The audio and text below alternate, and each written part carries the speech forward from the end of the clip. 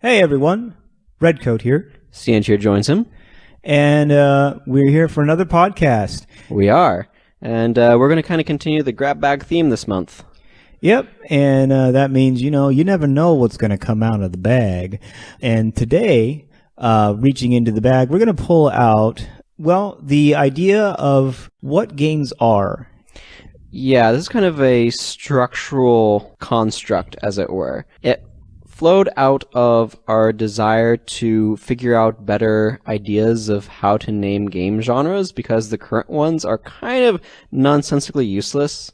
Yeah, there are so many games that fit under one name to the point where many of the different names just don't mean anything anymore. So when we were trying to figure out, what are some better names for these, we realized we needed to first go back and say, what are the defining traits of games? Because this is the basis on which we need to name these genres. This is the basis on which we need to analyze them. Yeah. So it's an interesting process of going through, and we'd like to share with you what we came to the conclusions of. Yeah, so the first thing that comes with this is our term for what a game is. The term is a composite experience. In other words, an experience that is made up of multiple components. Now, definitely when you look at things like cinema or music or comic books even, those are also composite experiences, but they're not to the degree that games are. Yeah, the thing that's unique about games is they meld gameplay with this sort of other type of experience that you might encounter to some extent in other media. And that gameplay or interactive aspect of the experience is very important. And that's kind of the first major component. We've broken it down into two. Yeah. The two components of the composite, or rather the two components, and those components are made up of other components. Yeah, we'll get into that. But the two components of the game identity, or the composite experience that is a game, is its mechanical identity and its narvizod. And yes, that is a word we made up. We were looking for something to describe what this other component is, and we stumbled around with the thesaurus for a while before giving up. Yeah, we went through a bunch of different words, and the problem was every word that we found that could fit it, we kept on just being, but this has these connotations, and this is used over there for that thing. So we decided we just make a word that's ours, and it means what we say it means. Let's get into the narvizod first, because the mechanical identity, which is at the core of all of this, there's a lot more that we have to go over there. The narvizod is actually going to cover some things that are in existence in many other mediums. Yeah. So the first thing is to explain where the word narvizod came from. For those that can follow along with spelling, it is spelled N-A-R-V-I-S-A-U-D. The reason is because it's the combination of narrative elements. So these are things like the plot and the setting, which would be environment design and history, things like that. And the audio-visual presentation. So that's things like styling, right? So just to break it down explicitly, the nar, the narrative. Yep. The viz, the visual, and the odd, the auditory. The nar, viz, odd. Yep, just the first three letters of each of those words. Yep. Makes kind of a neat sounding composite word, in my opinion. Oh, yeah. When we came up with it, it was like, wow, that sounds really fun. Anyway, continue. Yeah, so it was important to recognize these different aspects that go into this thing. You'll see later that we have broken mechanics down into separate sections, and it was important to recognize that also for this thing that we're calling the narvizod. So the audiovisual presentation has to do with, a lot of how are things being relayed to you? What's the styling? What sort of visual scheme did they go for? Are they trying to be realistic? Did they go for some sort of like painterly style, cel-shaded? But also, what are their sound effects like? Are they going for more comical beeps and boops and stuff? Or are they going for more realistic sound effects? Are they presenting themselves with a lot of ambient sound? What's their music like? So there's a lot of things that go into that. But then there's also the narrative.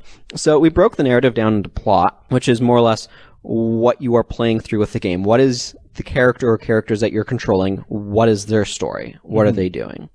And then the setting, which is more of a literary sense. So the environment, design, and history is kind of how we ended up settling on. Yeah. We had a lot of discussion on this, just trying to settle on out, terms. figure out what we both agreed upon, because Cienter was coming at it more from the visual arts standpoint, and I was coming at it more from the literary arts standpoint, and so there was some overlap, but we eventually settled on. Yeah. So one of the things you'll notice is that we're avoiding the word lore. That's because that word means a lot of different things to a lot of different people. And going with specifically calling out what we're looking at with the setting thing of the history of the world and how the environment design has come out of that is an important part of it. Now, it's very important to be very clear about something here. The environment design is not the same thing as the level design. This is very important, actually. It is more like, how is the level dressed? Did they decide that this area is going to look like natural rock formations to block you off? Or is it going to look like, say, a castle wall? Or is it going to be, siding? There's different ways that could be presented, and understanding that that is separate from the actual level design. You might describe it in some ways as the skinning of it. Yeah, it's the dressing. It's a part of changing your interpretation of the level. Like these elements, well, in particular, when we're looking at the visual part of it, it influences things about how you see it. Yeah, it gives a Narvazod meaning to the mechanical aspect,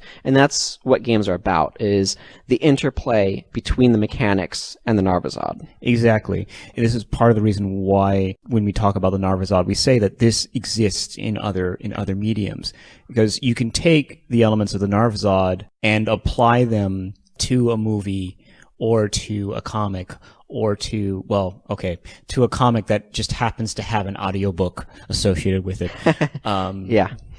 You can apply these things to those, and you would make a similar piece of art, but it would not be the same. And that's because of the part that we're going to get to now, which is the mechanical identity. Yeah. Just before we step onto that, I want to make it very clear. There's a reason why the Narvazod is separated out like this. And I know I very much so insisted on trying to identify what this thing was. Yes. Because it so often gets lumped into the sort of rest of the game when I feel like it is a component of the rest of the game. And I feel like it wasn't given equal footing to mechanics. Yes. And I think that it deserves to have equal footing to mechanics. I think the mechanics are perhaps the more interesting part specifically about games. And I think the mechanics are stronger than the Narvazod because experience is stronger. The lived experience that are the mechanics is stronger than whatever Narvazod could be. But at the same time, I don't think it should be ignored. Almost definitely, because many of the things that you recognize about memorable games, and sometimes the first things that you experience, are in the Narvazod realms. Absolutely. Moving on to the mechanical identity and what we're talking about. The core interactions that your player is going to have with your game, and what those look like and what they do to the player. Yeah, and one of the big ideas is how do they feed into the themes of the game, the composite experience? How well are they integrated? How well are they working with the Narvazod? Or are they working against it? In which case, is that intentional or not? So we kind of broken this down into sort of layers. Layers of impact, layers of importance, and layers of definition of the experience. Yeah. We have 3 layers, and we're going to use a house idea to describe the mechanical identity. There are 3 parts that define a house, and we go from the foundation of the house, what it's built on, the framing of the house, basically the scaffolding and the structure that gives it its shape and its form, and then the refinements to the house. And these are, what do you put inside, the amenities that turn the house from a building to a home. Exactly. Yeah. So things like the foundation really define the shape of the place. You know, whether or not you have a basement, what overall shape is it, where are the rooms going to be, that sort of thing. And so you get an idea of, here's the space it's going to occupy. And if you change this, you're changing the entire structure. Yeah. If you pull this out, it's not going to look like the same house. No. Unless you put the same foundation back in. And then you get to the framing, right? And this is, where are the walls? This is really important. This defines the play space, but it's reliant on the definition that the foundation has had. And you can put different framing mechanics with the same foundation, and there's going to be a relationship between those games as a result. Yeah. But at the end of the day, that foundation will speak to what the core of the game is. Yeah. And then the refining elements are the things that go on that, again, make it more of an actual home. Things like appliances, shelving, the things that make it a livable place. Without them, it would still be a place where you could exist, but it wouldn't be a home. And part of the reason of describing it this way is the refining elements absolutely matter. But if you remove them, it does not change the game nearly as much as removing framing. And the other thing is that if you redo your framing, your refining mechanics may need to change also. Most definitely. So this is kind of the overall shape of how we broke these things down. We will, in the next podcast, a little bit of a teaser, we will probably be getting into the mechanical identity a bit more then, because we're going to be talking about how we define genres using this model. Yeah. And there's another way of thinking of this overall model, of this composite experience with the different parts. It may be useful to you. I think it was useful for us trying to get onto the same page here. Mm-hmm. It was a fountain. There's a picture of a fountain. So the full game, the composite experience, is the fountain itself. Yes. And the fountain is made of two parts, the sculpture part of the fountain and the water. So the mechanics are the sculpture part. So you have the foundation, what is the basin, the base structure, the pipes and plumbing and all of the things that make the fountain work, what sort of materials is going to be made out of also belongs here. And then you have the framing, which is the overall form and shape of it. And then you have the refining mechanics, the flourishes and details, the thing that makes it more beautiful, more complete, and not just lumps of stone. Mm-hmm. And then the Narvasad is the water that you pour down on the fountain, and it flows around what you've created mechanically, if you've set things up correctly. But if you haven't, you can have water that's coming off and missing where you wanted it to go. You can have no water at all, and then your fountain's dry and it's just a statue. And it's not providing the full experience that it was meant to. Yeah, exactly. And one of the things that also comes along with it, it's like with the foundation, if you don't build the piping in the basin right, it won't be set up to actually use the water in the proper way. The water won't flow through it correctly. Yeah, and it will just kind of peter out and stop working right. So this sort of model of a functional fountain was very helpful for us in trying to convey and understand these concepts. So I hope it helps you as well. One of the other things we wanted to hit here is, as we stated, the game is a composite experience, and we've noted that the game has a mechanical identity and a Narvasad, but one of the other things that's important to note is that the Narvasad and the mechanical identity are working together towards something. Yeah. And that is the overall theme of the game. Yeah, so you can find examples of this if you look at God of War, where you have this revenge story. The mechanics are all about reinforcing how brutally powerful Kratos is. Yeah. The Narvasad elements of that are also working on exploring how brutally powerful he is. How brutally powerful he is and how brutal his world is. Like, it's a game that you feel justified in being angry at that world. And ripping it to shreds, and it makes you want to feel good in that way. Yeah, so these are working together towards supporting this theme. And that's, again, why it's so important to pull the Narvasad out and not say that the Narvasad is, like, the theme of the game or something like that. Yeah. Or that the theme of the game is the Narvasad, because I think it loses something very important in the process. An excellent example that always comes to mind when I think about these things not working together is when the Narvasad tries to state something, and the mechanics disprove that. Yeah. And the example that I have is from Guild Wars 1. So there is a character in Guild Wars 1 Prophecies called Prince Rurik. He is the Prince of Ascalon, which is the kingdom where you start, and he is shown to be a great hero of the people. He cares about his people. They are in the middle of a terrible conflict, and he's like, we cannot keep the land and save the people. We have to sacrifice the land to save the people. We have to just leave, go to our neighbors who are offering us a place to live. Mm-hmm. So he bravely defies his father, the king, and leads his people over the mountains, sacrificing himself nobly in the process to ensure their survival. The players think he's an idiot. And the reason for this is because of the mechanics. he would come along with you on missions as an NPC, and he basically was an escort NPC. He would get into fights with enemies and help you fight them, but he wasn't necessarily that powerful, and he had, shall we say, heightened aggression senses. Mm-hmm. He was well known for rushing off into groups of enemies while the player was fighting something else, getting lost, and getting killed. And when he died, the mission was a failure and you'd have to start over again. These missions could last, 40 minutes, an hour maybe. Yeah. So players really hated him for running off like an idiot and getting himself killed. And so he became less known as the martyr character who sacrificed himself in a heroic manner, but instead became known as the guy that is always getting in your way. Mm-hmm. And causing you to lose and fail, and players cheered when he died. Yeah. Instead of mourning him. And that is because the base sculpture of the fountain, the mechanics, were not lining up with what the Narvazad was trying to convey. Exactly. It's what we would term as a mechanical dissonance.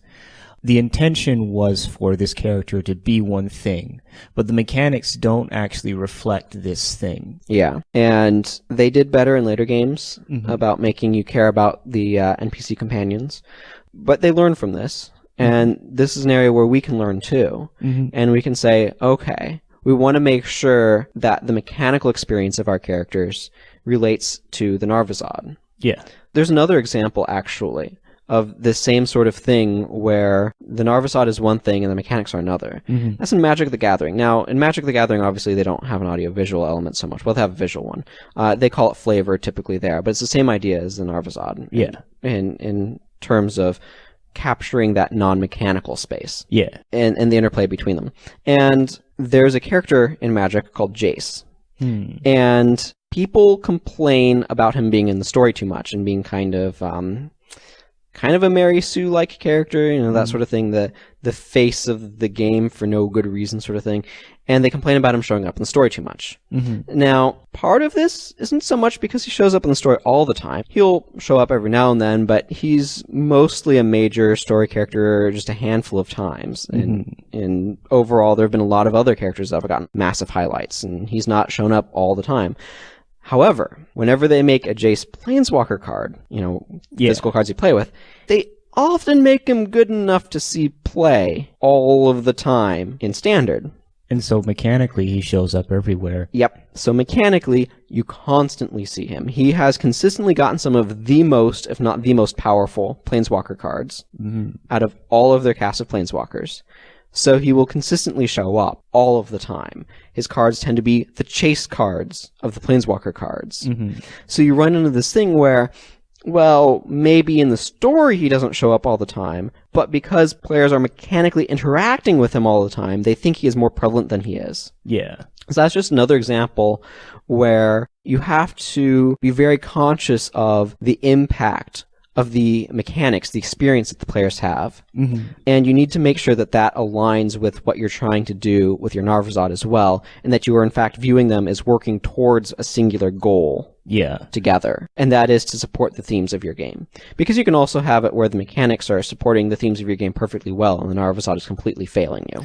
Oh yeah, there are examples of that out in the world. Yeah, it's not something I personally think about as much, because I tend to be much more mechanically focused, but... Yeah. Looking at some of the other elements here, so you have the theming, and that is what everything is working towards. But there's also the concept of how the mechanics and the Narvazad interact. And we came up, well, I won't say we came up with new words, but we're using a few words to help talk about this concept. Yeah.